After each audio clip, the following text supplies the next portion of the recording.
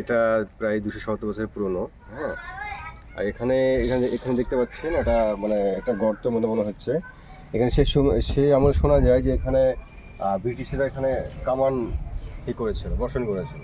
হ্যাঁ, গোলা বর্ষণ করেছিল দেখুন। কিন্তু এটা তারপরে মানে ওরা ভেবেছিল ভিতরে কিছু একটা আছে, মানে কবর বা কোনো কিছু আছে, কিন্তু এখানে কোনো কিছুই নেই। তারপরে তারপর ওটা বাদ দিয়েছে, ওনারা বাদ দিয়ে দিয়েছেন। তো তারপরে এটা আমাদের মানে এটা মতিঝিল মসজিদ।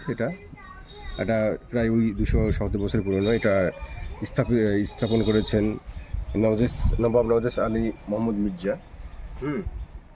এবং আশেপাশে যারা সবই দেখতে পাচ্ছেন নবাবদের ঐতিহাসিক। এটা এখানে আছেন প্রায় 5টা কবর আছে এখানে।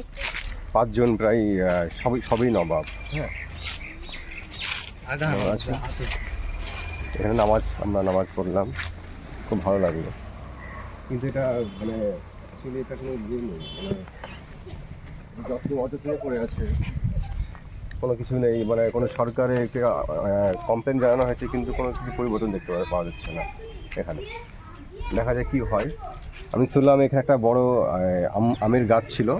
এই আমের গাছটা এখানে পড়ে গেছে হঠাৎ, মানে ঝড়ে ভেঙে পড়ে গেছে, সেই জন্যই কবরটা ভেঙে গুড়িয়ে গেছে।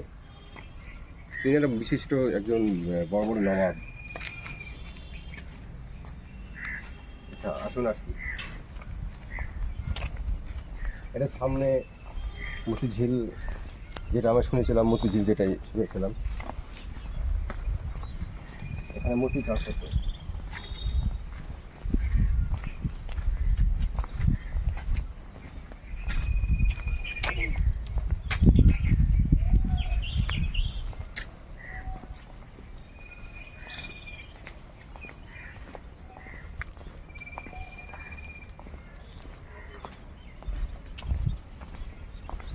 সেই আমলে নবাবরা এখানে মতি চাষ করতেন। হ্যাঁ, তো মতিঝিল নামে বিখ্যাত। এটা মুর্শিদাবাদের ইতিহাসে এটা মতিঝিল নামে বিখ্যাত।